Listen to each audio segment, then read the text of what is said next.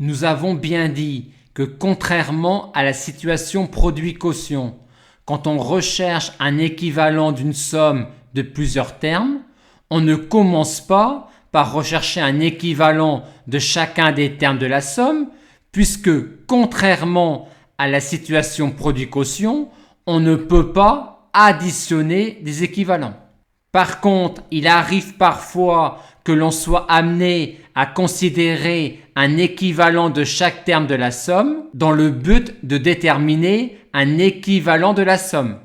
Voyons dans quelle situation à travers des exemples. Je souhaite ici déterminer un équivalent en 0+ de cette quantité-là, qui est une différence de deux termes. On applique notre protocole. ID1, puis-je avoir rapidement la limite de cette quantité et est-elle finie non nulle?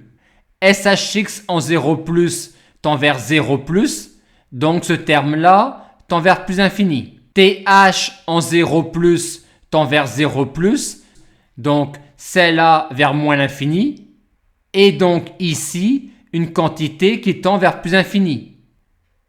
Nous avons donc plus infini, la quantité tend vers plus infini, mais comme elle n'est pas finie non nulle, la limite ne donne pas l'équivalent. ID2, y a-t-il un terme prépondérant entre les deux termes de ma différence? Comme cela n'a pas l'air évident, je peux essayer de voir si c'est le cas grâce à un équivalent de chacun des termes de ma différence. SHX est équivalent au 0 à x, on a donc tout de suite un équivalent de cette quantité-là. Pour avoir un équivalent de cette quantité-là, il nous reste à avoir un équivalent de ln TH(x) sur 2.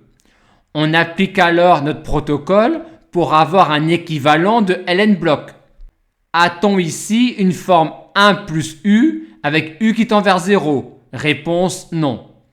A-t-on ici une forme v qui tend vers 1? Réponse non. Mais on a ici une quantité qui tend vers 0, qui n'est pas 1. Dans ce cas, pour trouver un équivalent de ln bloc, on a alors le droit de commencer par trouver un équivalent de ce qui est à l'intérieur, ce que l'on a tout de suite, et composer l'équivalent par le ln. Et comme ln de 2 est négligeable par rapport à ln de x en 0+, on peut même avoir comme équivalent ln de x. Et maintenant que l'on connaît un équivalent de chacun des termes de ma différence, on voit que ce terme-là est négligeable par rapport à ce terme-là, étant donné que cette quantité-là est négligeable en 0+ devant cette quantité-là. Aussi, dans ma différence, il y a un terme prépondérant qui est celui-là, et on a donc un équivalent de ma quantité qui est le terme prépondérant et qui est équivalent à cette quantité-là. Je veux maintenant déterminer un équivalent de cette somme-là en plus infini. ID1, je regarde la limite, elle vaut plus infini, donc par la limite, je n'ai pas l'équivalent. ID2, je regarde ensuite si un des deux termes est prépondérant. Ce n'est pas le cas, puisque chacun des deux termes est équivalent à racine carrée de n. Comme l'ID1 et l'ID2 ont échoué, je m'apprête à faire un développement asymptotique de ma quantité. Mais grâce à la connaissance d'un équivalent de chacun de mes deux termes, j'ai le début de leur développement asymptotique. Et en les additionnant, j'obtiens cela comme développement asymptotique de ma quantité. Et le premier terme du développement asymptotique me donne l'équivalent. Maintenant, tout ne se passe pas toujours aussi bien, loin de là. Imaginons maintenant que je mette un moins ici. Quand je soustrais les deux développements asymptotiques, j'obtiens cela. Et donc cette fois-ci, je n'ai aucun terme avant la poubelle petit o. Et je ne peux donc pas en déduire un équivalent de ma quantité.